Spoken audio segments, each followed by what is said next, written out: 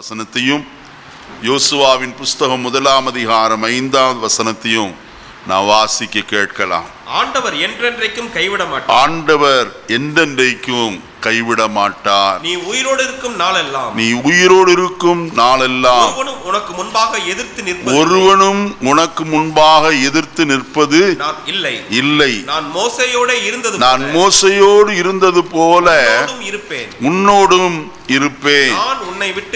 நான் உன்னை விட்டு விலகுவதும் இல்லை, உன்னை கைவிடுவதும் இல்லை. கர்த்தருடைய பரிசுத்த நாமத்துக்கு ஸ்தோத்திரம் உண்டாகட்டும்.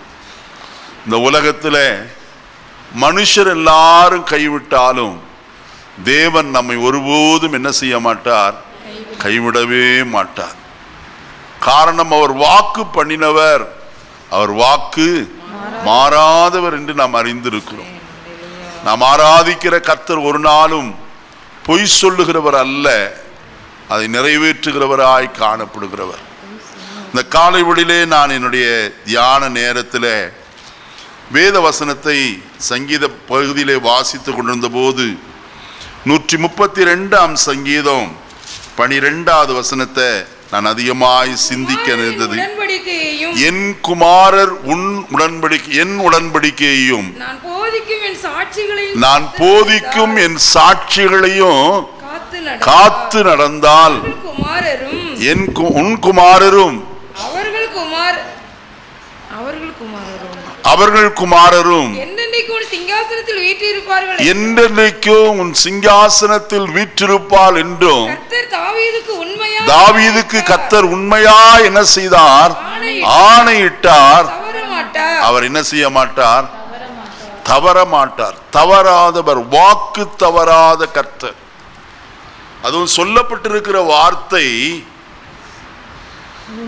உண்மையா என்ன செய்தாரா? ஆணையிட்டார். கர்த்தர் உண்மை உள்ளவர். நான் வேத வசனத்தில் வாசிக்கும் போது அப்படித்தான் வாசிக்கிறோம். கர்த்தரோ உண்மை உள்ளவர் என்று அப்போஸ்தலனாகிய பவுலடியார் சொல்கிறார். அந்த உண்மை உள்ள கர்த்தர் ஒரு நாளும் என்ன செய்ய மாட்டார்? வாக்கு தவற மாட்டார். தம் சொன்னதை அவர் மாற்றுகிறவர் அல்ல, நிறைவேற்றுகிற தேவனாய் காணப்படுகிறார். என்றால் கர்த்தருடைய வசனத்தில் என்ன வாசிக்கும் போது அப்படித்தான் வாசிக்கிறோம். 89ஆம் சங்கீதத்துக்குள்ள வருவோம். வசனம் அங்கே சொல்லப்பட்டிருக்கிறது இவ்விதமாய் 35, 34, 35வது வசனங்களை வாசி. 33 வாசிங்கம்மா. ஆனாலும் என் கிருபையை அவனை விட்டு விலக்காமலும் என் உண்மையில் பிசகாமலும் இருப்பேன். என் உடன்படிக்கையை மீறாமலும் என் உதடுகள் விளம்பினதை மாற்றாமலும் இருப்பேன். ஒரு விசை என் பரிசுத்தத்தின் பேரில் ஆணையிட்டேன். தாவீதுக்கு நான் என்ன செய்யேன்? தாவீதுக்கு பொய் சொல்லாதவர் நமக்கும் என்ன செய்ய மாட்டார்? பொய் சொல்லவே மாட்டார். எவ்வளவேனும் பொய்யுரையாத கர்த்தர் என்றுதான் நாம் வேதத்தில் வாசிக்கிறோம். 2 தடவை அது வந்திருக்கு. தீத்துவின் புஸ்தகத்தை சற்று திருப்புவோம், வாசிப்போமா? தீத்துவின் புஸ்தகம் 1ஆம் அதிகாரம் 3வது வசனத்தை வாசிக்கிறோம். பொய்யுரையாத தேவன். போதுமா? போதும். நமக்கு தேவையான வார்த்தையை மட்டும் நம்ம எடுத்துக்கொள்வோம். அங்கே மறுபடியும் நாம் எபிரேயருக்கு எழுதின நிருபத்திலே வாசிக்கிற வேளையில 6ஆம் அதிகாரம் வாசிப்போமா? 6ஆம் அதிகாரத்தில் கர்த்தருடைய வசனம் சொல்லப்பட்டிருக்கிற வார்த்தை 18வது வசனம். நமக்கு முன் வைக்கப்பட்ட நம்பிக்கையை பற்றி கொள்ளும்படி அடைக்கலமாய் ஓடி வந்த நமக்கு 2 மாறாத விசேஷங்களினால் நிறைந்த ஆறுதல் உண்டாகும்படிக்கு எவ்வளவேனும் என்ன செய்யாதவர்? ஒரு சின்ன பொய் கூட சொல்லாத கர்த்தர் அவர். அருமையானே, மனுஷன் பொய் சொல்லுகிறவன். ஆனால் தேவன் ஒரு நாள் என்ன செய்கிறவர் அல்ல, பொய் சொல்லுகிறவர் அல்ல. நான் உன்னை கைவிட மாட்டேன் என்று சொன்னால் அவர் கைவிடாதவர் தான். இந்த நாளிலே நான் உங்களோடு சொல்ல வந்த காரியம், கைவிடாத கர்த்தர் யாரை கைவிட மாட்டார் என்று ஒரு காரியத்தை நான் சொல்லிவிட்டு நம்முடைய வாழ்க்கையிலே கைவிடாத சந்தர்ப்பங்கள் எவ்வளவு என்பதை நாம் சற்று ஆராய்ந்து பார்க்க போகிறோம். வாசிப்போம். அதற்கு ஆதாரமாக 1 ராஜாக்களின் புஸ்தகம் 6ஆம் அதிகாரம் 11வது வசனத்திலிருந்து 13ஆம் வசனம் வரைக்கும் வாசிக்கலாம். அப்பொழுது கர்த்தருடைய வார்த்தை சாலமோனுக்கு உண்டாயிற்று.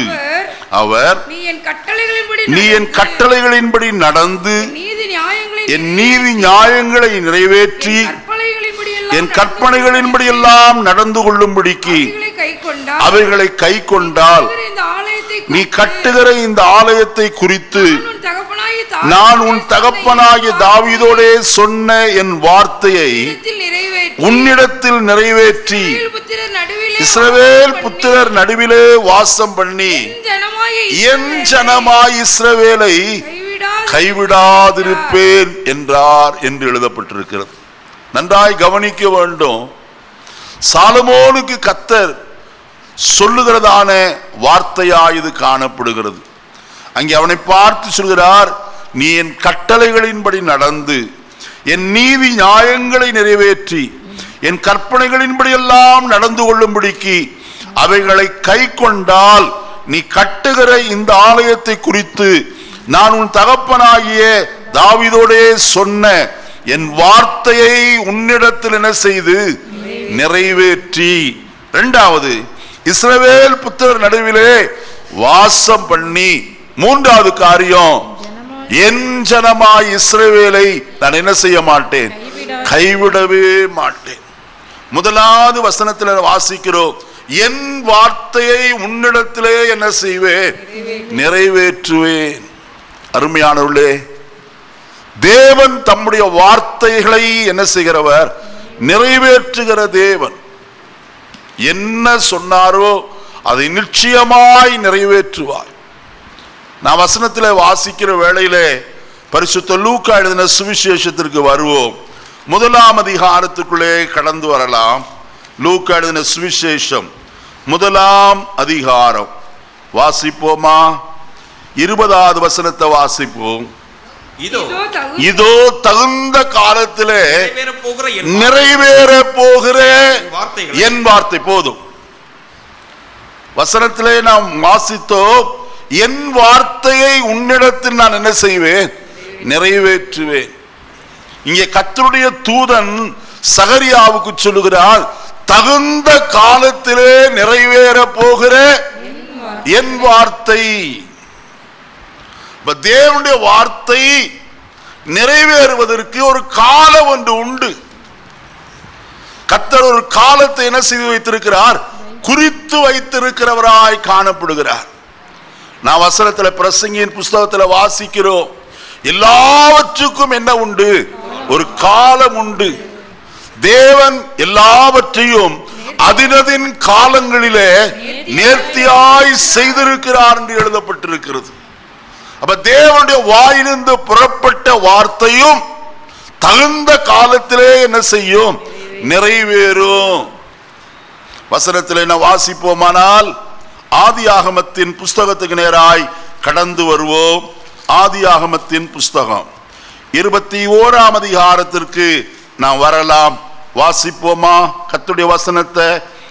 முதலாவது வசனம், கர்த்தர் தாம் சொல்லி இருந்தபடி சாராள் பேரில் என்ன செய்தார், பாருங்க. கர்த்தர் தாம் சொல்லி இருந்தபடி, சொல்லாத வார்த்தை அல்ல, சொல்ல வார்த்தையின்படி சாராள் பேரில் கர்த்தர் என்ன செய்தாராம், கடாட்ச வைத்தார். தகுந்த காலம் நிறைவேறின போது கர்த்தர் எல்லாவற்றையும் அதின் வேலையிலே செய்கிறவர். நான் வசனத்தில் வாசிப்போமானால் கலாத்தியருக்கு எழுதின நிருபத்திலே கர்த்தருடைய வசனம் இவ்விதமாய் சொல்லப்பட்டிருக்கிறத நாம் பார்க்கலாம். வாசிப்போமா? 4ஆம் அதிகாரம் 5வது வசனம். கலாத்தியர் 4:5.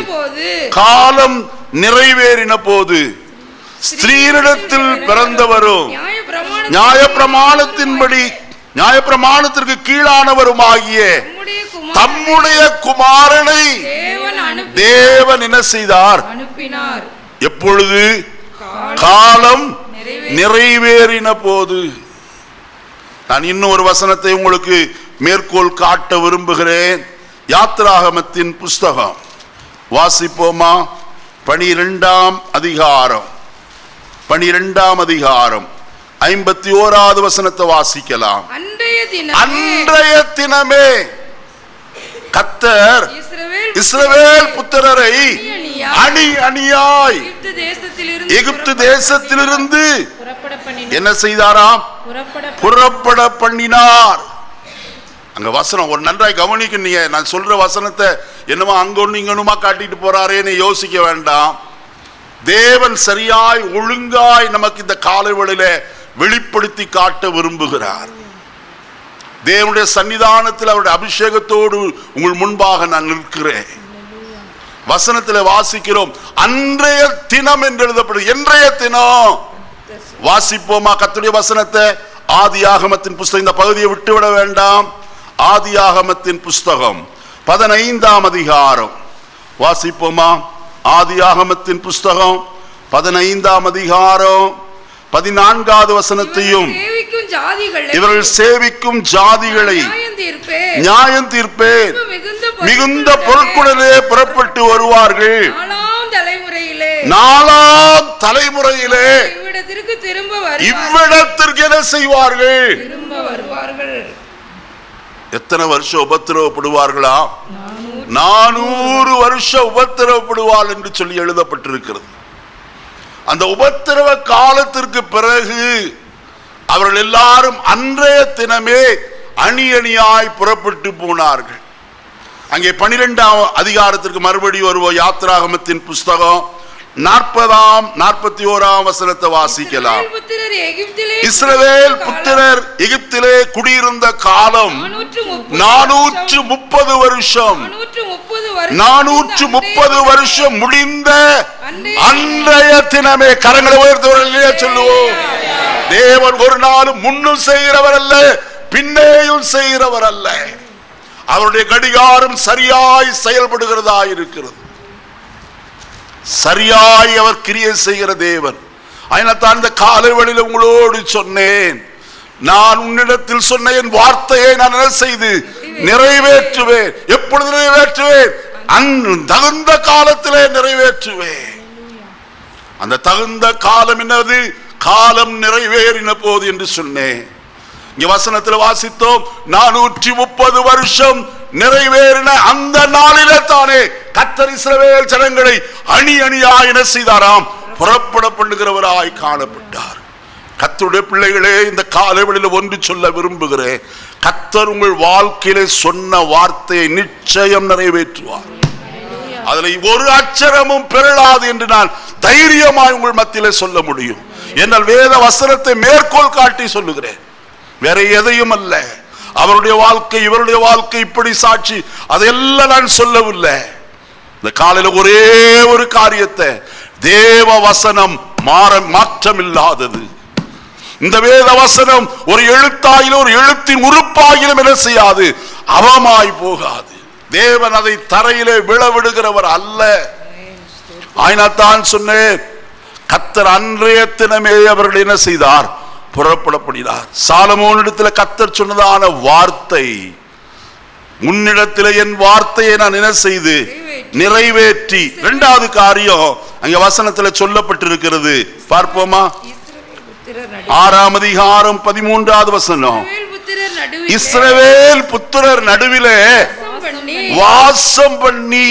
நல்ல கவனிங்க, தேவன் எங்கே வாசம் பண்ணுகிறார்? அவருடைய ஜனத்தின் நடுவிலே வாசம் பண்ணுகிற கர்த்தர்.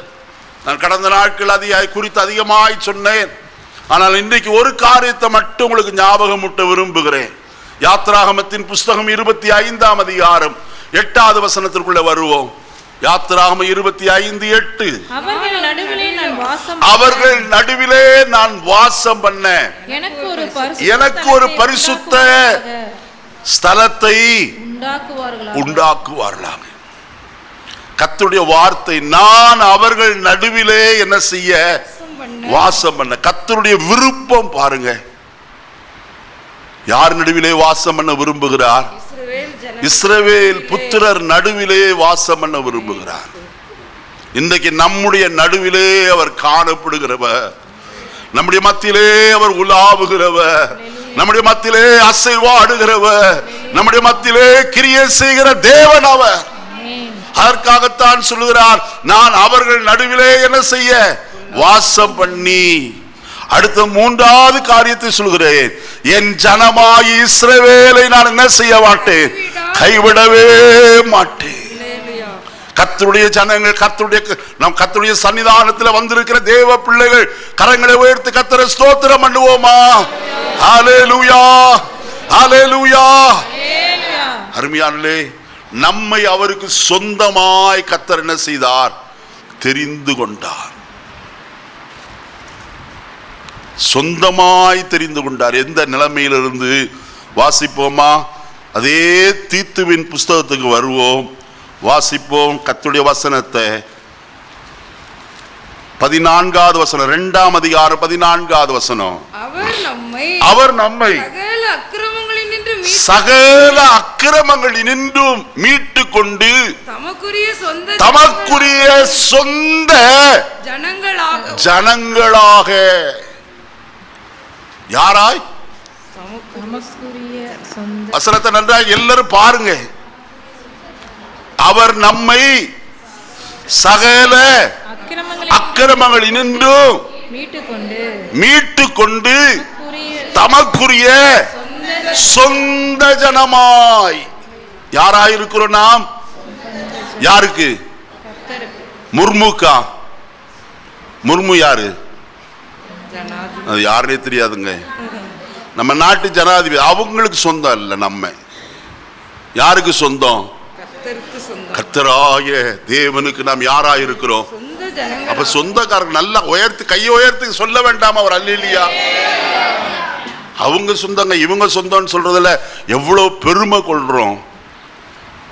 கடைசியில கேட்டாதான் தெரியும், அது அப்படி வழி இப்படி போய் அப்படி வந்து அவங்க சொந்தம்.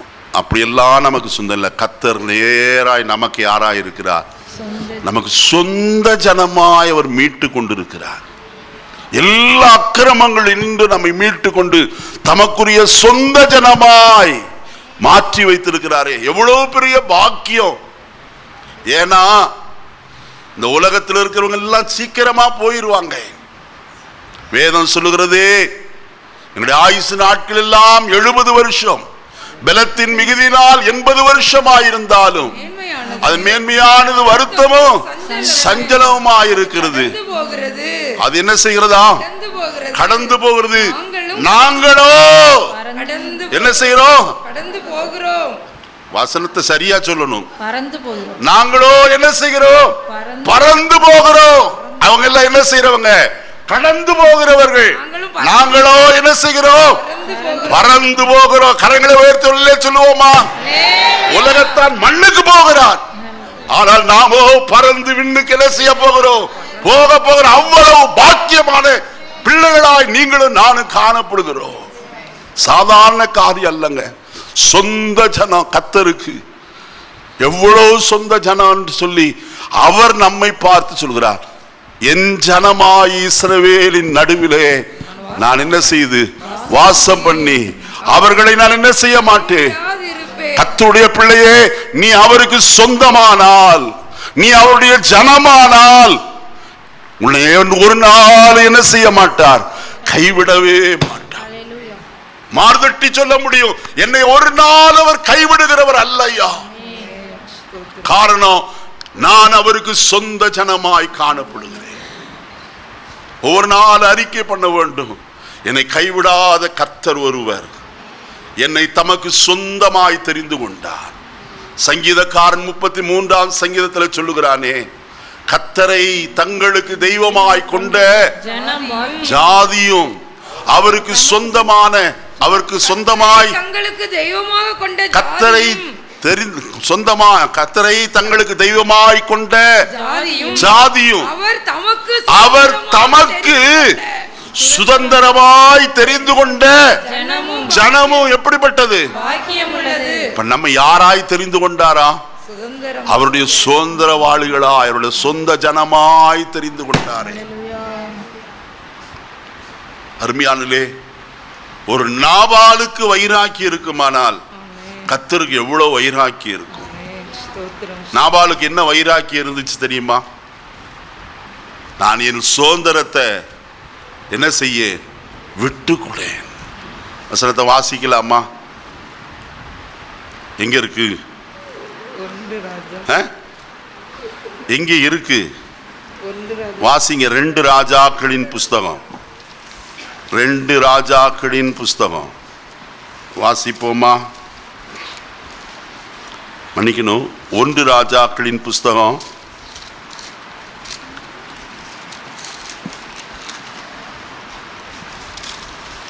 21ஆம் அதிகாரம் 3வது வசனத்தை வாசிப்போம். 1 ராஜாக்கள் 21:3. நாபோத் ஆகாபை நோக்கி, நான் என் பிதாக்களின் சுதந்திரத்தை உமக்கு கொடாதபடி கர்த்தர் என்னை காப்பார். எதை கொடாதபடி? சுதந்திரத்தை கொடாதபடிக்கு. அவ்வளவு வைராக்கியங்க. ஆகாப் யாரா இருக்கிறான்? தேசத்துடைய ராஜாவாய் காணப்படுகிறான். ராஜாவுக்கு முன்பதாகவே தைரியமாய் சொல்கிறான், என் பிதாக்களின் சுதந்திரத்தை உமக்கு கொடாதபடிக்கு கர்த்தர் என்னை என்ன செய்வாராக? காப்பாராக. அப்படியானால் ஒரு மனுஷனுக்குள் அப்படிப்பட்ட வைராக்கியம் இருக்குமானால் அகிலாண்டத்தையும் படைத்த கர்த்தருக்கு எவ்வளவு வைராக்கியம் இருக்கும். கர்த்தருடைய வேதத்தில் சொல்லப்பட்டிருக்குது, என் வைராக்கியத்தின் பேரில் நான் ஆணையிட்டேன் என்று சொல்லி. கர்த்தர் வைராக்கியம் உள்ள கர்த்தர். பிரியமானவர்களே, அவர் சாதாரணமானவர் அல்ல. அவர் தம்முடைய சுதந்திரத்தை ஒரு நாளும் என்ன செய்கிறவர் அல்ல, நெகிழ விடுகிறவரும் கைவிடுகிறவரும் அல்லவே அல்ல. ஆயினாத்தான் இங்கே வசனத்தில் சொல்லப்பட்டிருக்கிற வார்த்தை, அவர் தமக்கு சுதந்திரமாய் நம்மை என்ன செய்திருக்கிறார்? தெரிந்தெடுத்திருக்கிறார். நாம் அவருடைய சுதந்திரவாளிகளானால் எப்படி அவர் நம்மை கைவிடுவார்? ஒரு நாள் கைவிட மாட்டார். நீ அடுத்த காரியத்துக்குள்ள கடந்து போவோம். அவர் யாரையெல்லாம் கைவிட மாட்டார் என்று நாம் பார்க்கலாம். ஏசாயா தீர்க்கதரிசியின் புஸ்தகம் 41ஆம் அதிகாரம் 17வது வசனத்தை வாசிக்கலாம். ஏசாயா 41:17.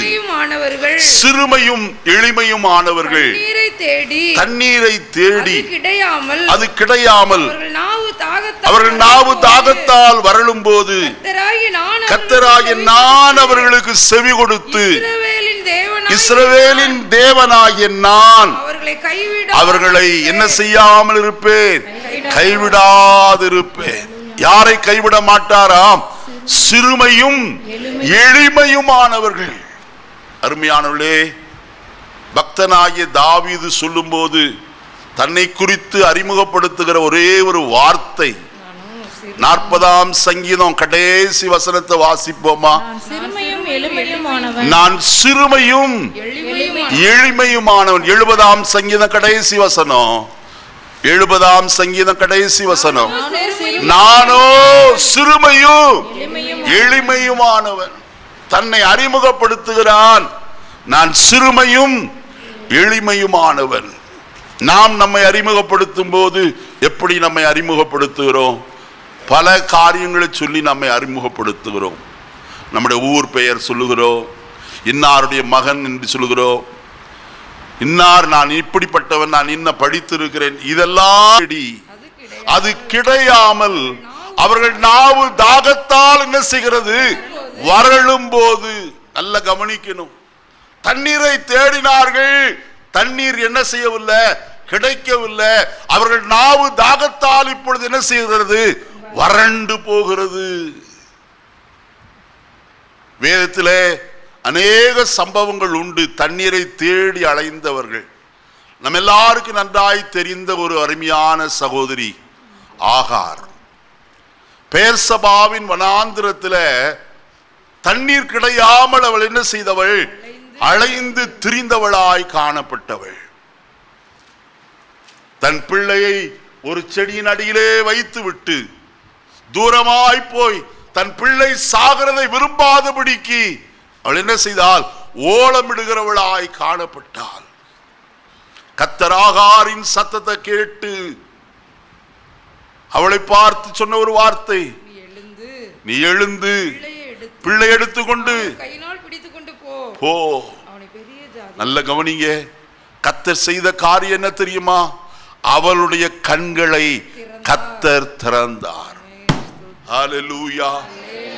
தான் எந்த இடத்திலே சுற்றி சுற்றி நடந்து கொண்டிருந்தாலோ அதே இடத்திலே கர்த்தர் தண்ணீர் உறவை என்ன செய்தார்? சுரக்கும்படிக்கு செய்தார். வேற எங்கேயோ போகல, நீ 2 மைல் அப்புறம் போய் தண்ணீரை கொண்டு வா அல்ல. அவள் எங்கே தண்ணீருக்காய் அலைந்து திரிந்தாலோ அதே இடத்திலே கர்த்தருடைய கண்களை திறந்து தண்ணீரை கண்டு அவள் தண்ணீர் கொண்டு வந்து தன் பிள்ளைக்கு கொடுக்கிறவளாய் காணப்பட்டாள். கர்த்தருடைய பிள்ளைகளே, தண்ணீர் கிடையாமல் நாவு வறளும் போது கர்த்தர் உதவி செய்கிற தேவன் என்பதை மறந்து போக வேண்டாம். சிம்சோனுடைய வாழ்க்கையிலே அவன் வறண்டு போன ஒரு சம்பவம் ஒன்று உண்டு. அவன் தண்ணீர் கிடையாமல் அவன் இவ்விதமாய் கர்த்தரை நோக்கி சொன்னான், ஆண்டவரே, நான் இந்த பெலிஸ்தர் கையிலே விழாதபடிக்கு ஆண்டவரே நீர் என்னை நினைத்தருளும் என்று சொல்லுகிறான். கர்த்தர் அவன் கண்களை திறந்து தண்ணீர் ஊற்றை அவன் காண்பிக்கு கர்த்தர் செய்தார். பிளக்க பண்ணினார். அங்கே இருந்து தண்ணீர் என்ன செய்ததாம்? ஓடி வந்தது. அவன் தண்ணீர் குடித்து தாகம் தீர்க்கப்பட்டான். என்னை கேட்கிற கர்த்தருடைய பிள்ளைகளே, கண்களை ஆகாருக்கு திறந்த கர்த்தர், அவளுக்காய் ஒரு ஊற்றை கர்த்தர் உண்டு பண்ணின தேவன் சிம்சோனுக்காகவும் ஒரு பள்ளத்தாக்கை என்ன செய்தார்? பிளக்க பண்ணி தண்ணீர் ஓடும்படிக்கு கர்த்தர் செய்தார். நம்முடைய வாழ்க்கையில கர்த்தர் எதையும் செய்ய வல்லவர். எப்படிப்பட்ட சூழ்நிலையிலேயும் எதையும் செய்ய அவர் திராணி உள்ள தேவனாய் காணப்படுகிறார். இஸ்ரவேல் ஜனங்கள் தண்ணீர் கிடையாமல் வனாந்திரத்திலே காணப்பட்டார்கள். மோசேயே, எங்களை சாகவா இந்த வனாந்திரத்திற்கு நீர் கொண்டு வந்தா என்று கேட்டார்கள். கர்த்தர் சொன்னார், மோசேயே, நீ கையிலே கோலை பிடித்துக் கொண்டு கண்மலையை என்ன செய்? அடி. அது உனக்கு என்ன செய்யும்? தண்ணீர் கொடுக்கும். அவன் போய் அடித்த போது தண்ணீர் புறப்பட்டு வந்தது. இஸ்ரவேல் ஜனங்களும் அவருடைய மாடுகளும் தாகம் தீர்க்கப்பட்டது. நான் வேத வசனத்தில் வாசிக்கும் போது கர்த்தருடைய வசனம் என்னை அதிகமாய் அசைக்கிற ஒரு வசனம். 1 கொரிந்தியர் 10ஆம் அதிகாரத்தில் அந்த வசனம் இருக்கிறது. வாசிப்போமா? 1 கொரிந்தியர் 10ஆம் அதிகாரத்துக்கு நேராய் வருவோம். வாசிப்போமா அந்த வசனத்தை? 4வது வசனத்திலிருந்து வாசி. எல்லாரும் ஒரே ஞானபானத்தை குடித்தார்கள். எப்படி எனில் அவர்களோடு கூட சென்ற ஞான கன்மலையின் தண்ணீரை குடித்தார்கள். அந்த கன்மலை கிறிஸ்துவே. எந்த தண்ணீரை குடித்தார்களாம்? ஞான கன்மலையின் தண்ணீரை குடித்தார்கள். அந்த ஞான கன்மலை எப்படிப்பட்டவர்? அவர்களோட சென்ற. நல்ல கவனிங்க, அந்த வசனம் தான் முக்கியமான வார்த்தை. யாரோடு சென்றாராம்? இஸ்ரவேல் ஜனத்தோடு சேர்ந்து நடந்தவர். மனாந்திரத்திலும் அவர்களை கர்த்தர் என்ன செய்யவில்லை? கைவிடவே இல்லை. பிரியமானவர்களே, நெகேமியாவின் புஸ்தகம் அதற்கு சாட்சியாய் இருக்கிறது. வசனத்தை வாசிப்போமா? நெகேமியாவின் புஸ்தகம் வாசியுங்கள். 9ஆம் அதிகாரத்திற்கு வருவோம். நெகேமியாவின் புஸ்தகம் 9ஆம் அதிகாரம் வசனத்தை வாசிப்போம். 17ஆம் வசனத்தினுடைய கடைசி பகுதியை மட்டும் வாசிங்க. நீடிய சாந்தமும் மகா கிருபை உள்ளவருமான தேவனாகிய நீர் அவர்களை என்ன செய்யவில்லை? கைவிடவில்லை. 19ஆம் வசனம், இரவிலே அக்கினி ஸ்தம்பமும் அவர்களை விட்டு விலகவும் இல்லை. நீர் மிகுந்த மன உருக்கத்தின்படியே அவர்களை வனாந்திரத்திலே என்ன செய்யவில்லை? கைவிடவே இல்லை. எகிப்திலிருந்து புறப்பட பண்ணின கர்த்தர், ஆட்டுக்குட்டியின் இரத்தத்தினாலே மீட்கப்பட்ட தேவஜனம் செங்கடல் வழியாய் கடந்து போயிற்று. செங்கடலை கடந்தார்கள். அது ஞானஸ்தானத்திற்கு ஒப்பாயிருக்கிறது. கர்த்தருடைய மகிமையின் கீழே நடந்து போய் கொண்டிருந்த தேவஜனம் வனாந்தரத்திற்கு வந்தபோது வேத வசனம் சொல்லுகிறது, தேவன் அவர்களை விட்டு விலகவே இல்லை, தேவன் அவர்களை கைவிடவே இல்லை. அவர்களோடு சென்ற ஞான கண்மலையில் தண்ணீரை என்ன செய்தார்கள்? குடிக்கிறவர்களாய் காணப்பட்டார்கள். இன்னைக்கு அநேக சந்தர்ப்பத்தில் நாம் நினைக்கிறோம், கர்த்தர் என்னை விட்டு விலகி விட்டாரோ, நடுவழியிலே என்னை கைவிட்டு விட்டாரோ என்று நினைக்கலாம். ஆனால் உன்னை நடுவழியிலே கைவிடுகிறவர் அல்ல. நீ முரட்டாட்டம் பண்ணினாலும், நீ கர்த்தருக்கு விரோதமாய் முறுமுறுத்தாலும், நீ கர்த்தருக்கு எதிர்த்து நின்றாலும், கர்த்தருக்கு விரோதமாய் பேசினாலும் அவர் உன்னை கைவிடுகிறவர் அல்லவே அல்ல. ஏன் தெரியுமா? அவர் இரக்கமும் மன உருக்கமும் நீடிய சாந்தமும் தம்முடைய வார்த்தைகளை நிறைவேற்ற வல்லவருமாய் காணப்படுகிறவர். ஒரு நாளும் பாதி வழியிலே அவர் உன்னை கைவிடுகிறவர் அல்ல.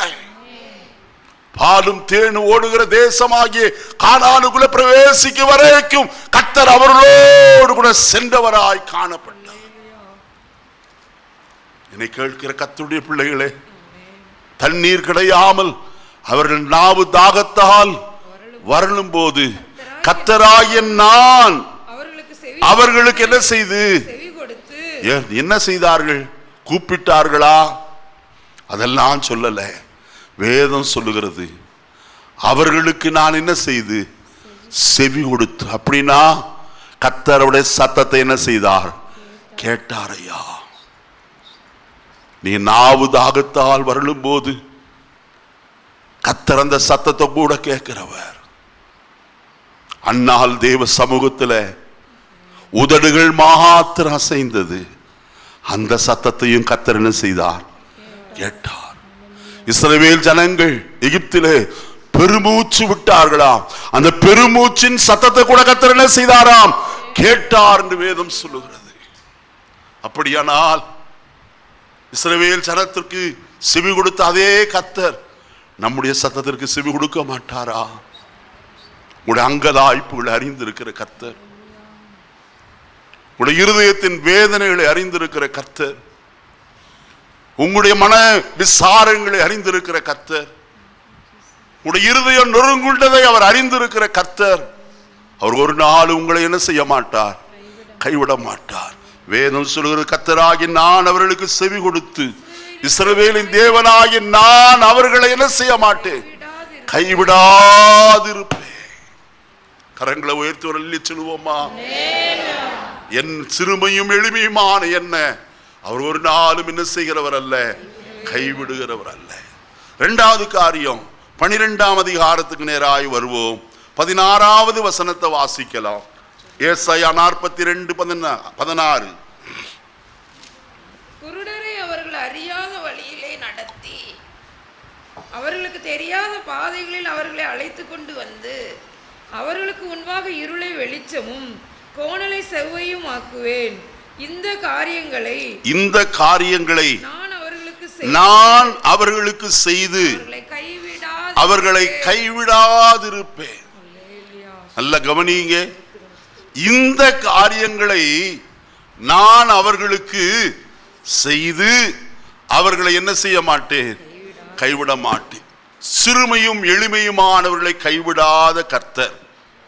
இந்த இடத்துல ஏசாயா தீர்க்கதரிசி சொல்லுகிறான், இந்த காரியங்களை செய்த பின்பு நான் அவர்களை என்ன செய்ய மாட்டேன்? கைவிடாதிருப்பேன். எந்த காரியம்? யாருக்கு? அங்க வசனத்தில் சொல்லப்பட்டிருக்கிறது, குருடரை அவர்கள் அறியாத வழியிலே நடத்தி அவர்களுக்கு தெரியாத பாதைகளில் அவர்களை அழைத்து கொண்டு வந்து. யாரை? குருடரை. நாம் அப்படிப்பட்டவர்கள் அல்ல, நமக்கு பார்வை உண்டு. ஆனாலும் சில வேளைகளிலே குருடரை போல நாம் காணப்படுகிறோம். சூழ்நிலைகள் வித்தியாசமாய் வரும்போது, பிரச்சனைகள் நம்மை நெருக்கும் போது, எப்பக்கத்திலும் நம்மை சுற்றிலுமாய் சத்துருக்கள் எழும்பும் போது என்ன செய்வதென்றே தெரியாத ஒரு சூழ்நிலை வருகிறதே. சில நேரங்களிலே நம்முடைய வாயில சொல்கிறோம், கண்ணை கட்டி காட்டில் விட்டது போல இருக்கிறது, என்ன செய்கிறதுனே தெரியல பாஸ்டர். ஒருவர் புலம்பினார், என்ன செய்யறதுனே தெரியல. தூத்துக்குடியில் கழுகுமலை என்று சொல்லப்பட்ட இடத்திலிருந்து நம்முடைய யூடியூபை பார்த்த ஒருவர் இவ்விதமாய் சொன்னார், எனக்கு கை கால்கள் விளங்குறதில்லை, என்ன செய்வதென்றே எனக்கு தெரியல, எனக்காக ஜெபம் பண்ணுவீங்களா? அருமையானவர்களே, இப்படிப்பட்ட சந்தர்ப்பத்திலே தான் நம்முடைய ஜீவிதத்தில் கர்த்தர் நம்மை நடத்த போதுமானவராக இருக்கிறார். திக்கு தெரியாத ஒரு காட்டிலே நின்றது போல காணப்படுகிறது. என்ன செய்வோம் என்று சொல்லி திகைத்து திரிகிறோம்.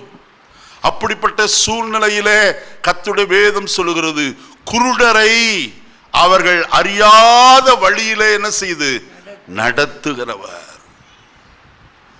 இஸ்ரவேல் ஜனங்களை பார்த்து கர்த்தர் சொன்ன ஒரு வார்த்தை, நீங்கள் இதுவரைக்கும் இந்த வழியா என்ன செய்ததில்லை, நடந்து வந்தது இல்லை.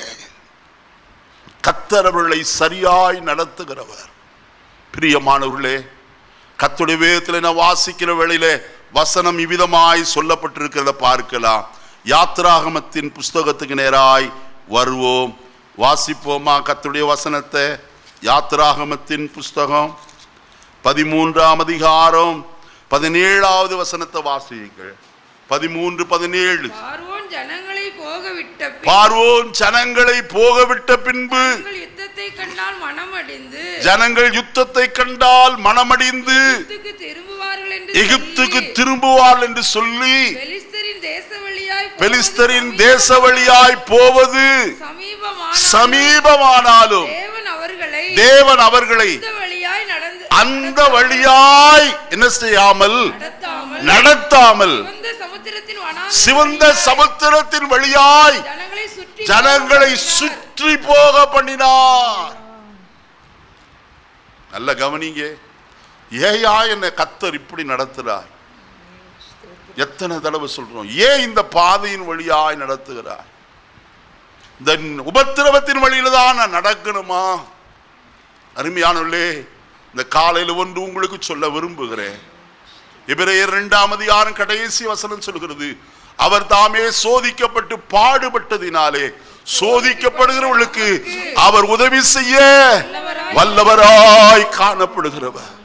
இந்த நாட்களில் சோதனையின் பாதையிலே கடந்து போய் கொண்டிருக்கிறீர்களோ, நெருக்கமா சஞ்சலமா, எப்பக்கத்திலும் நான் நெருக்கப்பட்டு என்ன செய்யறதில்லை, ஒடுங்கி போறதில்லையா?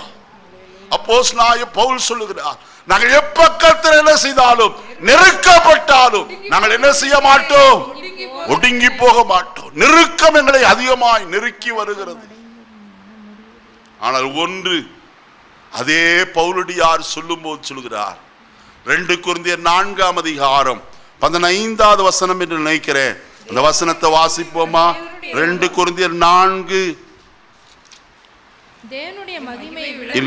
தேவனுடைய மகிமை விளங்குவதற்கு ஏதுவாக கிருபையானது அநேகருடைய ஸ்தோத்திரத்தினாலே என்ன செய்யும்படிக்கு பெருகும்படிக்கு இவையெல்லாம் உங்கள் நிமித்தம் என்ன செய்திருக்கிறது, உண்டாயிருக்கிறது.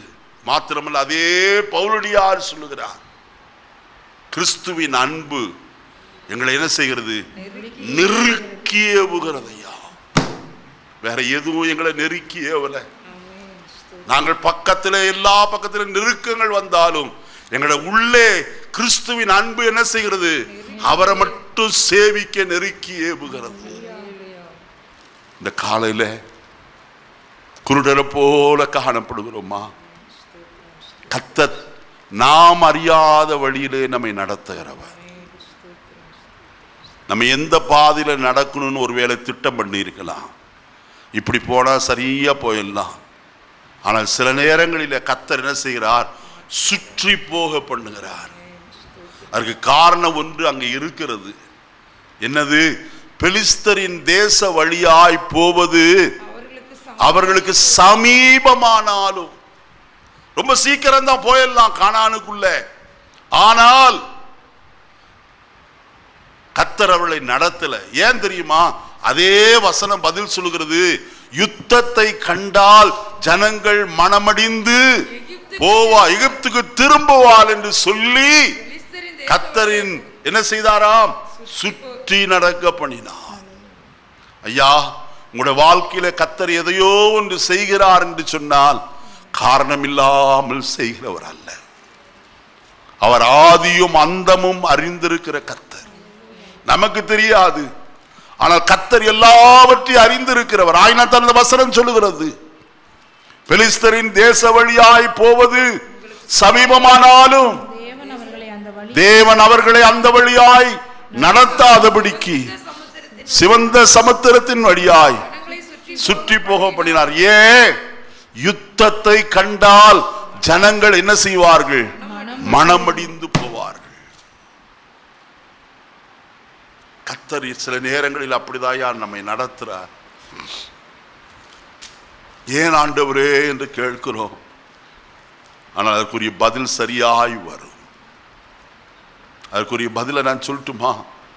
பார்வோன் தன்னுடைய ஜனங்களை பார்த்து சொல்கிறார், அவர்கள் வனாந்திரத்தில் என்ன செய்கிறார்களாம்?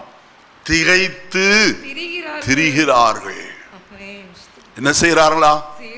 திகைத்து திரிகிறார்கள். ஆகையினால நாம் என்ன செய்வோம்? சீக்கிரமாய் போய் அவர்களை என்ன செய்வோம்? திருப்பி கொண்டு வருவோம். நல்ல கவனிக்கணும். அவருடைய திட்டத்தை நன்றாய் புரிந்து கொள்ள வேண்டும்.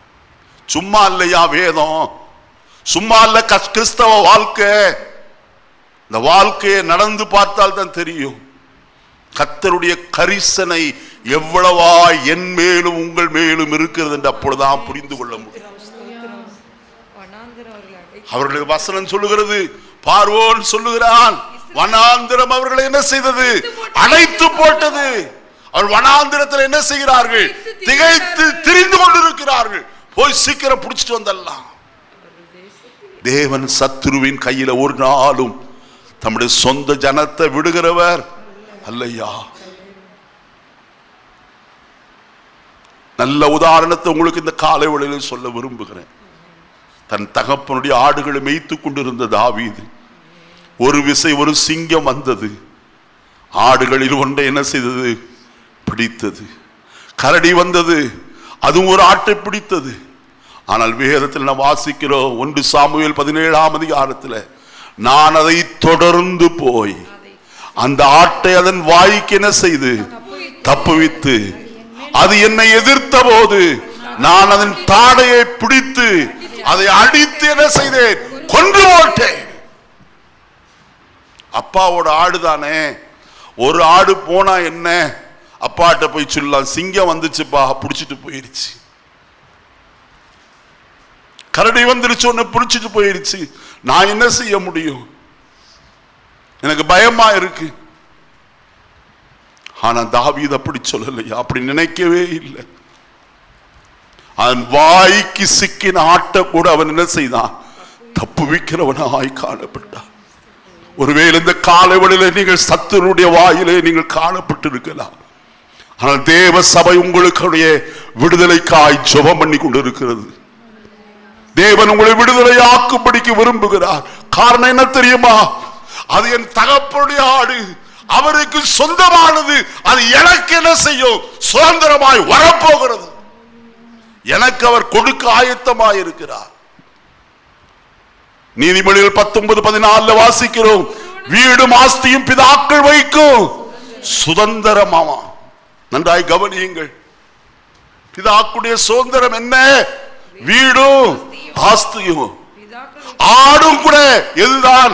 பிதா கொடுக்கிற சுதந்திரம் தான். அது தாவீதுக்கு தெரியும். என் தகப்பனாய் ஈசாய் என்னை புறக்கணித்து ஆடுகளை மேய்க்க வைத்திருந்தாலும் அது என் தகப்பனுக்கு சொந்தமான ஆடு. நான் மற்ற சிங்கத்தின் கையிலோ கரடியின் கையிலோ நான் என்ன செய்ய மாட்டேன்? விட்டு கொடுக்க மாட்டேன்.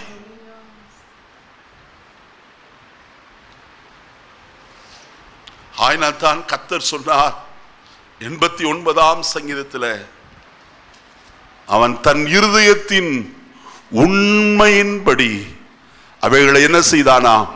மேய்த்து. 89ஆம் சங்கீதம் கடைசி வசனமா பாருங்க. 89ஆம் சங்கீதம், மன்னிக்கணும், 78ஆம் சங்கீதம் கடைசி வசனம். 78 கடைசி 72வது வசனம். இவன் அவர்களை அவைகளை தன் இருதயத்தின் உண்மையின்படியே மேய்த்து தன் கைகளின் திறமையினால் அவர்களை நடத்தினானாம்.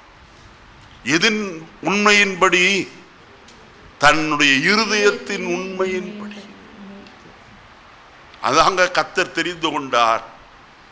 நல்லா கவனிச்சுங்க. ஏதோ ஒரு உண்மை அவனிடத்துல இருந்தபடியினால் தான் கர்த்தர் அவனை அரசாட்சி பீடத்திலே உட்கார வைத்தார். அரியணையில ஏற்ற வைத்த நோக்கம் தான் உண்மை. இன்னைக்கு அநேக இடத்துல உண்மை இல்லை, அதனால தான் கர்த்தர் ஆசீர்வதிக்க முடியல. நம்முடைய ஜீவிதத்தில் கர்த்தர் எதிர்பார்க்கிற காரியம் உண்மை. தாவீது தம்முடைய சங்கீதத்தில் சொல்லும்போது 51ஆம் சங்கீதத்தில் சொல்கிறபடி, உள்ளத்தில் உண்மை இருக்க விரும்புகிறேன். கர்த்தருடைய விருப்பம் எல்லாம் உண்மைதான் தேடுகிறார். 20ஆம் அதிகாரம் நீதிமொழிகளின் புஸ்தகத்தில் உண்மை உள்ள மனுஷனை கண்டுபிடிப்பவன் யார் என்று சொல்லுகிறது. அருமையான அப்போஸ்தலனாகிய பவுலடியார் சொல்லும்போது 1 தீமோத்தேயு 1ஆம் அதிகாரம் 12வது வசனத்தில் விதமாய் சொல்கிறார், என்னை பலப்படுத்துகிற நம்முடைய கர்த்தராகிய இயேசு கிறிஸ்து என்னை உண்மை உள்ளவன் என்று எண்ணி, என்னை உண்மை உள்ளவன் என்று எண்ணினார் ஐயா. ஆயினால் தான் இந்த ஊழியத்திற்கு என்ன செய்தார்? ஏற்படுத்தி வைத்திருக்கிறார். என் உண்மை அவருக்கு தெரியும். கர்த்தர் அப்படிப்பட்டவர்களைத்தான் கடைசி நாளிலே சொல்லுவாராம், உண்மையும் உத்தமமான ஊழியக்காரனே, உன் எஜமானுடைய சந்தோஷத்துக்குள்ள என்ன செய்? பிரவேசி. கர்த்தர் நம்மை அழைத்தவர், அவர் நம்மை ஒரு நாளும் கைவிடவே மாட்டார். குருடரை அவர்கள் அறியாத வழியிலே நடத்தி அவர்கள் தெரியாத பாதையிலே என்ன செய்கிறாராம்? அவர்களை அழைத்து கொண்டு வருகிறவர். தெரியாத பாதை. வேதவசனத்தில் என்ன வாசிக்கும் போது மத்தேயு எழுதின சுவிசேஷம் 2ஆம் அதிகாரத்திலே ஒரு அருமையான சம்பவத்தை நாம் வாசிக்க நேரிடுகிறது. வாசிப்போமா? 2ஆம் அதிகாரம் வாசிப்போம். அங்கே 12வது வசனத்தை வாசிக்கலாம். பின்பு அவர்கள் திரும்பி போக வேண்டாம் என்று மறுபடியும் வாசிங்க. பின்பு அவர்கள் ஏரோதினிடத்திற்கு திரும்பி போக வேண்டாம் என்று சொப்பனத்தில் தேவனால் எச்சரிக்கப்பட்டு வேறு வழியாய் தங்கள் தேசத்துக்கு என்ன செய்தார்கள்?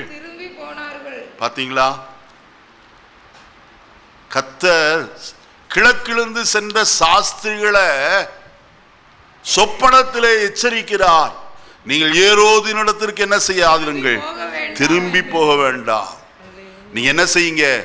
வேறு வழியாய் போங்க.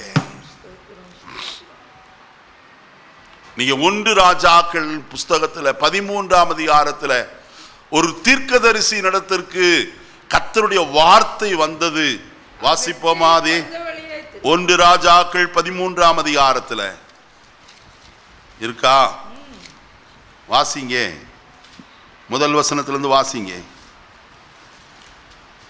யெரொபெயாம் தூபங்காட்ட பலிபீட தண்டையில் நிற்கையில் இதோ தேவனுடைய மனுஷன் ஒருவன் கர்த்தருடைய வார்த்தையின்படியே யூதாவிலிருந்து பெத்தேலுக்கு வந்தான். போதும். இப்ப வசனத்தை வாசிங்க. 9வது வசனத்தை வாசிங்க. ஏனென்றால் நீ அப்பம் புசியாமலும் தண்ணீர் குடியாமலும் போன வழியாய் திரும்பாமலும் இரு என்று கர்த்தர் தம்முடைய வார்த்தையால் கட்டளையிட்டிருக்கிறார் என்று சொல்லி. பாத்தீங்களா? நீ எந்த வழியாய் திரும்ப கூடாது? போன வழியாய் திரும்ப கூடாது. எப்படின்னா எந்த வழியில தான் திரும்பணும்?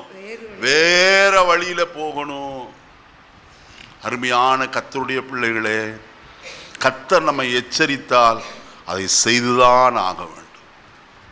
ஆண்டவர் இது ரொம்ப பக்கம் ஆண்டவரே, நல்ல கவனிங்க, பக்கமாயிருக்கலாம். பெலிஸ்தர் காத்து கொண்டிருக்கிறார்கள் வெட்டும்படிக்கு. வேதம் சொல்லுகிறது, அவர்களிலே பலவீனரை எல்லாம் அவர்கள் என்ன செய்தார்கள்? வெட்டி போட்டார்களா. நம்முடைய ஜீவிதத்தில் கர்த்தர் வேறு வழியாய் நம்மை நடத்த விரும்புகிறார். அது ரொம்ப கஷ்டமா தான் இருக்கும். ஒருவேளை பாதையை பார்க்க கரடு முரடாதான் இருக்கும், ஆனா அவர் முடிவிலே கொண்டு போகிற பாதை தான் நேர வழியாய் காணப்படும். அவர்கள் வேறு வழியாய் அவர்களை நடத்தி கொண்டு வந்து அவர்களுக்கு முன்பதாய் ஒரு காரியத்தை செய்கிறார், இருளை வெளிச்சமாக்குறவர். நம்முடைய தேவன் இருளிலிருந்து வெளிச்சத்தை பிரகாசிக்க சொன்ன தேவன் அவர். 2 கொரிந்தியர் 4ஆம் அதிகாரம் 4வது வசனத்தை வாசிப்போமா? 2 கொரிந்தியர் 4:4. தேவனுடைய சாயலாய் இருக்கிற கிறிஸ்துவின் மகிமையான சுவிசேஷத்தின் ஒளி அவிசுவாசிகளாய் அவர்களுக்கு பிரகாசமாயிராதபடிக்கு இப்பிரபஞ்சத்தின் தேவனானவன் அவருடைய மனதை குருடாக்கினான். 6வது வசனம், இருளிலிருந்து வெளிச்சத்தை என்ன செய்தாராம்? பிரகாசிக்க சொன்ன தேவன். எதிலே இருந்து? இருளிலே இருந்து. ஆதியாகமம் 1 அதிகாரத்துக்கு நீங்க வந்தீங்கன்னா அங்க வசனம் சொல்கிறது, தேவன் ஆதியிலே வானத்தையும் பூமியையும் சிருஷ்டித்தார். பூமியானது ஒழுங்கின்மையும் வெறுமையுமாயிருந்தது, ஆழத்தின் மேல் இருள் இருந்தது. தேவ ஆவியானவர் ஜலத்தின் மேல் அசைவாடி கொண்டிருந்தார். அப்பொழுது கர்த்தருடைய வார்த்தை வந்தது, வெளிச்சம் உண்டாக கடவது. நல்ல கவனிங்க, இருள் நிறைந்த உலகத்தை பார்த்துதான் கர்த்தர் சொல்கிறார், வெளிச்சம் உண்டாக கடவது. என்னை கேட்கிற கர்த்தருடைய பிள்ளைகளே, இந்த காலை வேளையில ஒன்று நான் உங்களுக்கு சொல்லட்டும். அவர் இருளை என்ன செய்கிறவர்?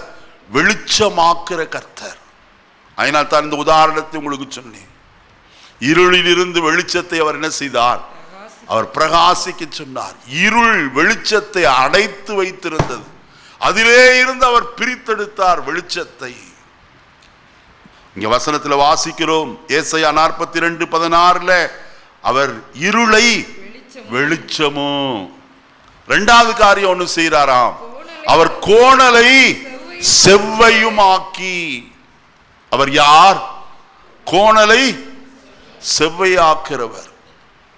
இயேசு கிறிஸ்துவுக்கு முன்பு ஒரு சீஷன் ஒருவன், ஒரு மனுஷன் ஒருவன் கடந்து வந்தான். அவனுடைய பெயர் யோவான் ஸ்நானகன். எதற்கு கடந்து வந்தான்? கர்த்தருக்கு வழியை ஆயத்தம் செய்வதற்கு, கர்த்தருக்கு வழியை ஆயத்தப்படுத்துவதற்கு. அவன் கர்த்தருக்கு முன்பா என்ன செய்கிறவன்? நடந்து செல்கிறவனாய் காணப்படுகிறவன். வசனம் சொல்கிறது, பள்ளங்கள் எல்லாம் என்ன செய்யப்படுமா? உயர்த்தப்படும், சகல மலைகளும் சமபூமியாய் மாறும். என்னை கேட்கிற கர்த்தருடைய பிள்ளையே, ஏசாயா தீர்க்கதரிசியின் புஸ்தகம் 45ஆம் அதிகாரம் 1 வசனத்தை வாசிப்போம். ஏசாயா 45:1. நான் அபிஷேகம் பண்ணின கோரேசுக்கு முன்பாக ஜாதிகளை கீழ்ப்படுத்தி ராஜாக்களுடைய இடைக்கட்டுகளை அவிழ்க்கும்படிக்கு அவர்களுக்கு முன்பாக வாசல்கள் பூட்டப்படாதிருக்க திறந்து வைக்கும்படிக்கும் அவனை பார்த்து அவன் வலதுகையை பிடித்துக் கொண்டு அவனுக்கு சொல்லுகிறதாவது, நான் உனக்கு முன்னே போய். ஹல்லேலூயா! கரங்களை உயர்த்தி அல்லேலூயா சொல்லுவோம். கர்த்தர் உனக்கு முன்பதாய் போய் உனக்காக அவர் என்ன செய்கிறவர்? கோணலை செவ்வையாக்குற கர்த்தர். நீ நினைக்கிறான் எல்லாம் இப்படி கோணல் மாணலா இருக்கு. ஐயா, உன்னோடு இருக்கிற கர்த்தர் உனக்கு முன்னே கடந்து போகிறவர். ஒரு யோவான் ஸ்நானகன் கர்த்தருக்கு முன்பதாய் நடந்து அவர் நடக்கிற பாதையை செவ்வை பண்ணி இருப்பானால் உனக்கு முன்பதாய் கடந்து போகிறவர் யோவான் ஸ்நானகனை பார்க்கிலும் எப்படிப்பட்டவர்? பெரியவராய் காணப்படுகிறவர். யோவான் ஸ்நானகன் சொல்லுகிறார், எனக்கு பின் ஒருவர் வருகிறார், அவர் என்னிலும் எப்படிப்பட்டவர்? பெரியவர். அவர் பாதரட்சியின் வாரை அவிழ்ப்பதற்கு நான் எப்படிப்பட்டவன் அல்ல, பாத்திரவான் அல்ல. நான் வனாந்திரத்தில் கூப்பிடுகிறவருடைய சத்தமாயிருக்கிறேன். அவன் தாயா பாதையை செவ்வை பண்ணுகிறவனாய் காணப்பட்டவர். அவனை பார்க்கிலும் பெரியவர். நான் உங்களுக்கு ஜலத்தினால் ஸ்நானம் கொடுக்கிறேன், எனக்கு பின் வருகிறவரோ அக்கினியினாலும் பரிசுத்த ஆவியினாலும் உங்களுக்கு என்ன செய்கிறவர்? அபிஷேகம் பண்ணுகிற கர்த்தர். ஹல்லேலூயா. நாம் ஆராதிக்கிற கர்த்தர் அக்கினியை கொண்டு பரிசுத்த ஆவியானவரை கொண்டு வேலை செய்கிறவர், அபிஷேகம் பண்ணுகிற தேவனாய் காணப்படுகிறார். அந்த அபிஷேகம் உங்களை சகல சத்தியத்திற்குள்ளும் என்ன செய்யும்? நடத்தும். அந்த அபிஷேகம் உங்களுக்கு போதிக்கும். வசனத்துடைய வெளிச்சத்தை அந்த அபிஷேகம் காட்டும். காலையிலே நமக்கு முன்பதாய் போகிறவர் கோணலை செவ்வையாக்கிறவர் என்று வேதம் சொல்லுகிறதே. கர்த்தரை பார்த்து ஒவ்வொரு நாளும் சொல்றோமா? நம்முடைய வாழ்க்கையில ஒவ்வொரு நாளும் தனி ஜெபத்தை உண்டு செய்கிறோமா? குடும்ப ஜெபம் செய்கிறோமா? வேதத்தை வாசிக்கிறோமா?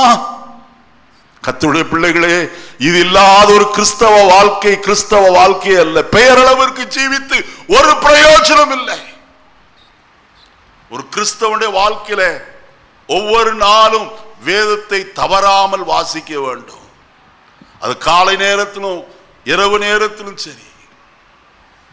இரண்டாவது, குடும்பமாய் சேர்ந்து ஜெபிக்க வேண்டும்.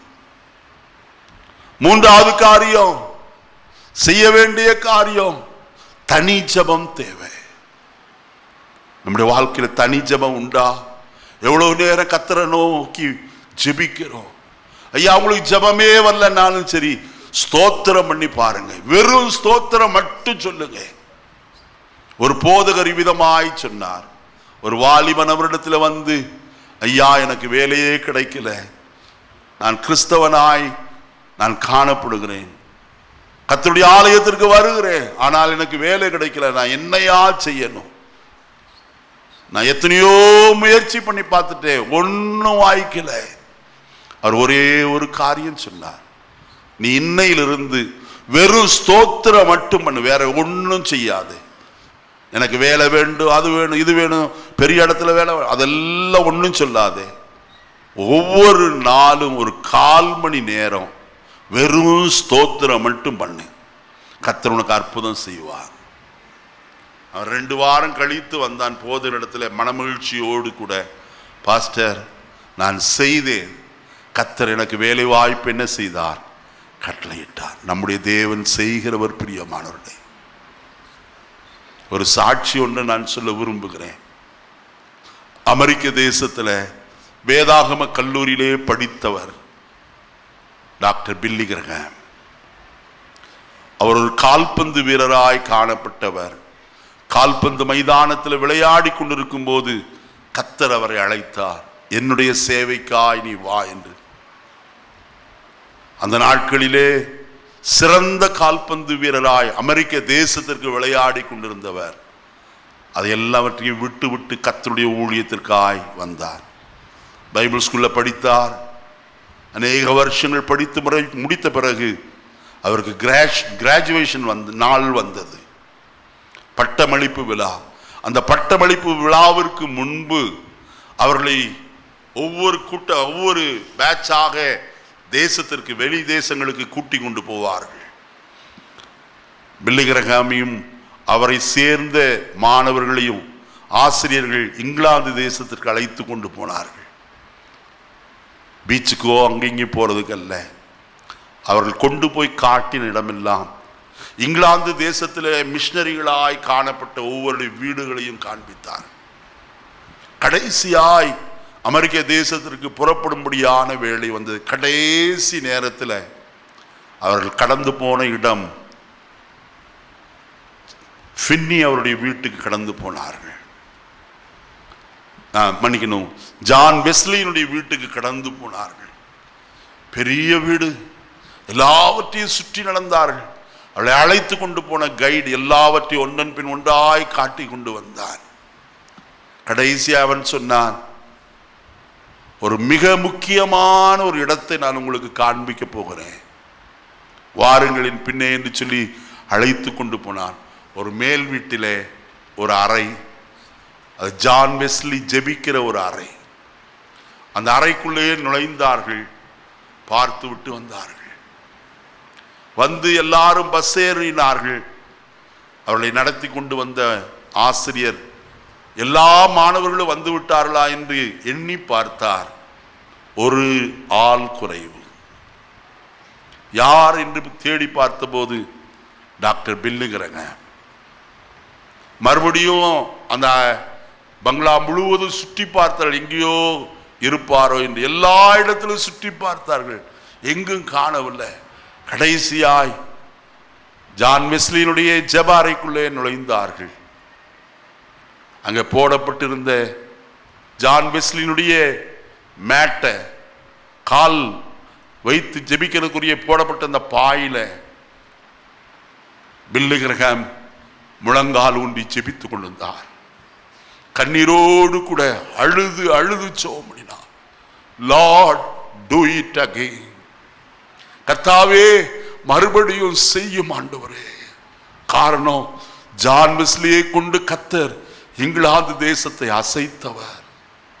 டாக்டர் பில்லி கிரஹாம் அதே இடத்துல முழங்கால் படியிட்டு அழுதாராம். லார்ட் டு இட் அகைன், மறுபடியுமா செய்யும் ஆண்டவரே. அவரை தட்டி எழுப்பினார்கள். கண்களிலிருந்து நீர்த்தாரைகள் ஓடிக்கொண்டிருக்கிறது. டாக்டர் பில்லி கிரஹாம் மனபாரத்தோடு எழுந்திருந்தார். அப்பொழுதுதான் எல்லாரும் பார்த்தார்கள் அந்த விரிக்கப்பட்ட பாயை. அந்த பாயில 2 ஓட்டை இருந்தது. ஜான் வெஸ்லியினுடைய தேசத்தை அசைக்க காரணமாயிருந்தது என்ன தெரியுமா? அவருடைய ஜெப அறையிலே முழங்கால் படியிட்டு ஜெபித்த ஜெபத்தின் விளைவு. எத்தனை நாட்கள் முட்டு போட்டிருந்தால் அந்த இடத்துல ஓட்டை விழுந்திருக்கும். அதே அந்த ஓட்டையிலே தான் தன்னுடைய முழங்காலை வைத்து, ஆண்டவரே அவர் மேல் வைத்த அந்த அபிஷேகத்தை இரட்டிப்பா எனக்கு தாரும் என்று கதறினாரா. ஆயினால் தான் கர்த்தர் அமெரிக்க தேசத்தில் டாக்டர் பில்லி கிரஹாமை கொண்டு லட்சங்கள் ஆண்டவர் இன்னைக்கு திரும்ப கர்த்தர் அவரை உபயோகப்படுத்த ஏதுவாயிருந்தது. இந்த நாட்களிலே நாம் சொல்லுவோமா, கர்த்தாவே எங்களுடைய பட்டணத்திலே அப்படி செய்ய ஒரு எழுப்புதல் வரட்டும் ஆண்டவரே, எங்களுடைய தேசத்தில் ஒரு எழுப்புதல் வரட்டும் ஆண்டவரே, பாவிகள் மனம் திரும்பட்டும், கர்த்தர் பெரிய காரியத்தை எங்களுடைய தேசத்தில் செய்யும் என்று சொல்லுவோமா? உங்களையும் என்னையும் எதிர்பார்க்கிற ஒரு கர்த்தர். ஏன் அதை சொன்னேன் என்று சொன்னால், கர்த்தர் நம்மை நடத்துகிற விதம் நான் ஒருவேளை ஒன்றும் அறியாதவர்களாய் காணப்படலாம். ஆனால் கர்த்தர் நம்மை நடத்துவாரானால் சகலத்தையும் நேர்வழியாய் நம்மை நடத்துகிறது. வசனத்தில் சொல்லப்பட்டிருக்கிறது, கோணலை செவ்வையாக்கி அவர்களை நான் என்ன செய்ய மாட்டேன், கைவிடாதிருப்பேன். இன்னும் ஒரு காரியத்தை மட்டும் நான் சொல்லி நிறைவு செய்ய நான் விரும்புகிறேன். வசனத்தை வாசிப்போம். ஆதியாகமத்தின் புஸ்தகம் 28ஆம் அதிகாரம் 15வது வசனத்தை வாசிப்போம். 28:15.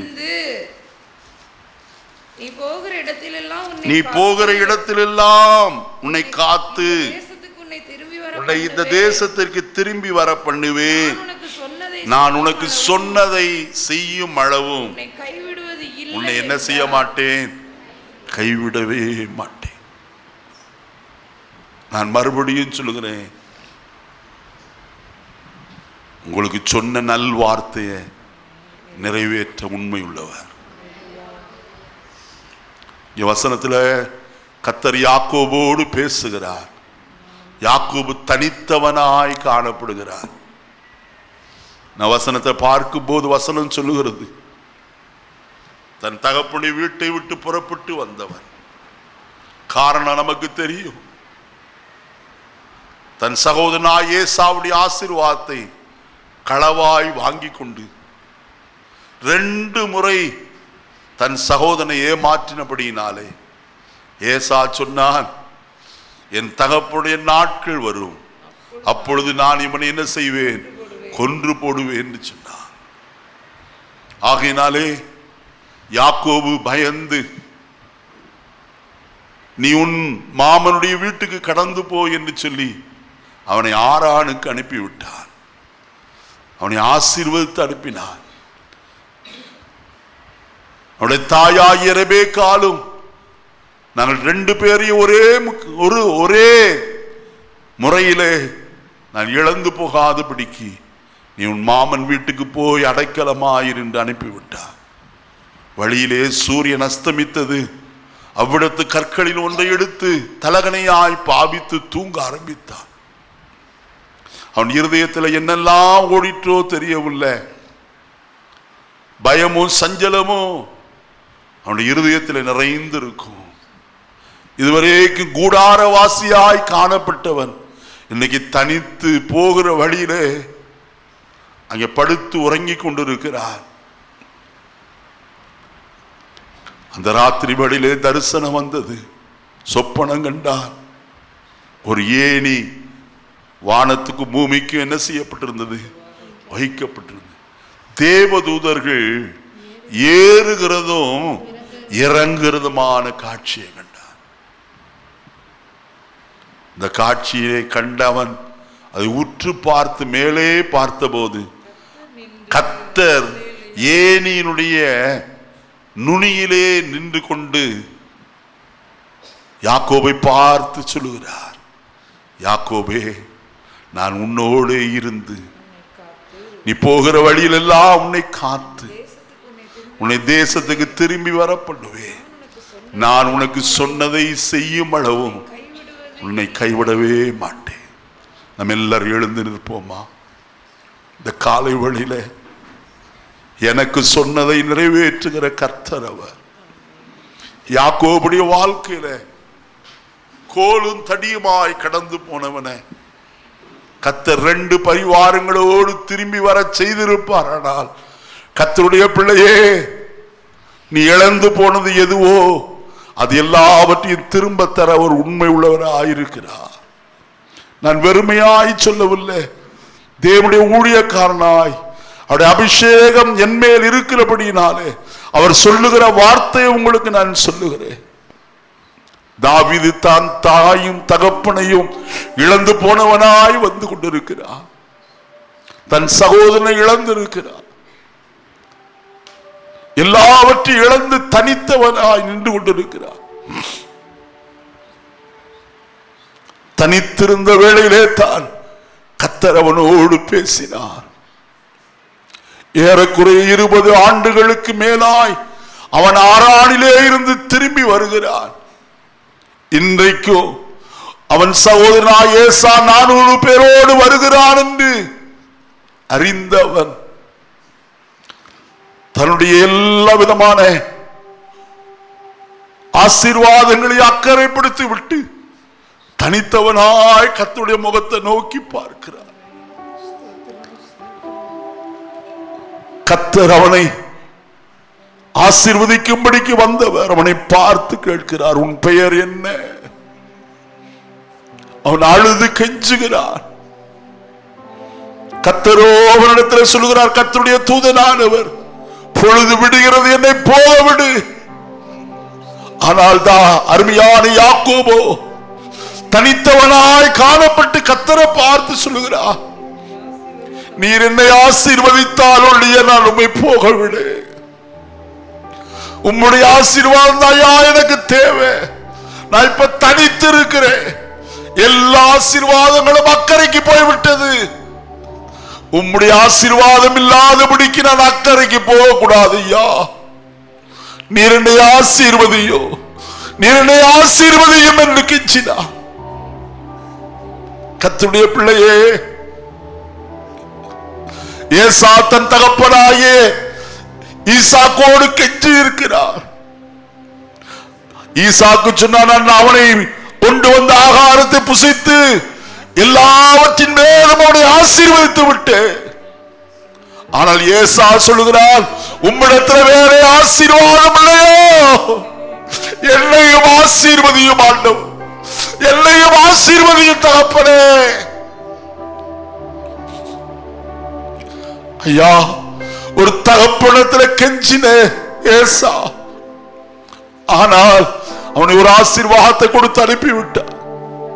ஆனால் யாக்கோபு கெஞ்சின போது கர்த்தர் அவனை பூமிக்குரிய ஆசீர்வாதத்தினால் அல்ல, வானத்தின் ஆசீர்வாதங்களினால் அவனை ஆசீர்வதிக்கிறவராய் காணப்பட்டார். துக்கமான மூஷியானதா திபரக்கலிரரு சதரா திபாசியாதரபி ஹத்துன மூஷியா. நான் உனக்கு சொன்னதை செய்யும் அளவோ நான் உன்னை கைவிட மாட்டேன் என்று சொன்னவர் கர்த்தர் அவ்விடத்திலே அவனை ஆசீர்வதித்தார். முதல் ஆசீர்வாதம் என்ன தெரியுமா? தன் சத்துரு அவனோடு கூட சமாதானமாகும்படிக்கு செய்தார். எவன் கொன்று போடுவேன் என்று சொன்னானோ, எவன் அவனுடைய ஜீவிதத்தை நஷ்டப்படுத்துவேன் என்று சொன்னானோ, அவனே அவனோடு சமாதானமாகும்படிக்கு கர்த்தர் செய்தார். அவன் வந்து யாக்கோபின் கழுத்தை கட்டி பிடித்துக் கொண்டு அழுகிறவனாய் காணப்பட்டார். கர்த்தருடைய பிள்ளையே, உன் சத்துருவின் நிமித்தம் உனக்கு சிநேகிதராயிருந்து உனக்கு சத்துருவானவர்கள் உன் வாழ்க்கையிலே நஷ்டப்படுத்தி இருந்தாலும் கர்த்தர் உன் நஷ்டத்தை எல்லாம் லாபமாய் மாற்றுவதற்கு உண்மை உள்ளவர். நீ திரும்ப பெறுவதற்கு அவருடைய பாதப்படியிலே நீ அமர்ந்து கெஞ்சு. நிச்சயமாய் கர்த்தர் உன்னை ஆசீர்வதிக்க போதுமானவர். அவர் உனக்கு சொன்னதை செய்யும் அளவும் உன்னை கைவிடவே மாட்டார். இந்த காலையில் அவரை நோக்கி பார்ப்போமா? அவரை நோக்கி பாருங்க. சிறுமையும் எளிமையுமானவனை அவர் கைவிட மாட்டார். பார்வையற்றவர்களை, திகைத்து திரிகிறவர்களை, இருளிலே காணப்படுகிறவர்களை அவர் ஒரு நாள் கைவிடுகிறவர் அல்ல. தனித்து வந்தவனை அவர் கைவிட மாட்டேன் என்று சொல்லி இருக்கிறாரே. பயந்து நடுங்கிக் கொண்டு காணப்பட்டவனுக்கு ஒரு ஆசீர்வாதம் வந்ததானால் இந்த காலை வழியிலே நீங்கள் பயத்தோடு நடுக்கத்தோடு வந்திருக்கலாம். என் வாழ்க்கை இப்படிதானா? இனி பூஜ்யம் தானா? இனி எழுந்திருக்க முடியாதா? என் வாழ்க்கை அஸ்தமனமாயிற்றோ என்று யோசித்துக் கொண்டிருக்கலாம். ஆனால் ஆதியாகமம் 32ஆம் அதிகாரத்திலே யாக்கோபு கர்த்தரிடத்திலே ஆசீர்வாதத்தை பெற்றுக் கொண்ட போது கர்த்தருடைய வேதம் சொல்லுகிறது, சூரியன் உதயமாயிற்று என்று சொல்லி. அவன் பெனியேலை கடந்து போகையில் சூரியன் உதயமாயிற்று. இன்றைக்கு நீதியின் சூரியனாய் கர்த்தர் உன் வாழ்க்கையை பிரகாசிப்பிக்க போன போதுமானவர். ஒரு இருளெல்லாம் மாற்ற வல்லவர். உன் இருளான வாழ்க்கையை கர்த்தர் பிரகாசிக்க செய்ய வல்லவராக இருக்கிறார். இதோ இருள் பூமியையும் காரிருள் ஜனங்களையும் மூடும். நீ எழும்பி பிரகாசி. உன் இருள் விலகி போனது. உன் வெளிச்சம் என்ன செய்தது? வந்தது. உன்னை பிரகாசிப்பிக்க செய்கிற தேவன் அவர். உன் வாழ்க்கையை பிரகாசமாய் மாற்ற அவராலே மட்டும்தான் முடியும். இந்த காலையில் அவரிடத்திலே உன்னை சமர்ப்பணம் செய்வாயா? இந்த காலையில் தேவனுடைய வார்த்தையை கேட்டுக்கொண்டிருக்கிற கர்த்தருடைய பிள்ளைகளே, உங்களில் எத்தனை பேர் கர்த்தருக்கு என்று உங்களை சமூலமாய் சமர்ப்பணம் செய்ய முடியும்? ஆராதிக்கும் போதே கர்த்தருடைய போதகர் உங்களிடத்திலே சொன்னார், உங்களை கர்த்தருக்கு சமர்ப்பணம் செய்யுங்கள் என்று. இந்த காலையில மறுபடியும் நான் சொல்லுகிறேன், உங்களில் எத்தனை பேர் கர்த்தருக்கு முன்பதாக உங்களை சமர்ப்பணம் செய்ய ஆயத்தமாய் இருக்கிறீர்கள்? உங்களுடைய வாழ்க்கையை ஒளிமயமாய் மாற்ற, உங்களுடைய வாழ்க்கையில வெளிச்சத்தை வீச பண்ண அவராலே மட்டுமே முடியும். உங்களுடைய இருளான நாட்கள் முடியும். உன் துக்க நாட்களுக்கு ஒரு முடிவை உண்டு பண்ணுகிற கர்த்தர். கர்த்தரே உனக்கு நித்திய வெளிச்சமாயிருப்பார். உன் துக்க நாட்கள் முடிந்து போகும். கர்த்தர் துக்க நாட்களுக்கு முடிவை உண்டு பண்ணுகிறவர். அவரை நோக்கி பார்ப்போமா? ஜெபிக்கலாம். எத்தனை பேர் உங்களை ஒப்பு கொடுக்க ஆயத்தமா இருக்கிறீர்கள்? உடைய நெஞ்சின் மேல் கரங்களை வைத்து, கர்த்தாவே என் வாழ்க்கையை பிரகாசிக்கப்படும், என் இருளான நாட்களை மாற்றும், என் வாழ்க்கை ஒளிமயமாகட்டும், அந்தகாரம் என்னை விட்டு நீங்கட்டும், வெளிச்சம் வீசட்டு நாதா. கர்த்தரை நோக்கி சொல்லுவோமா?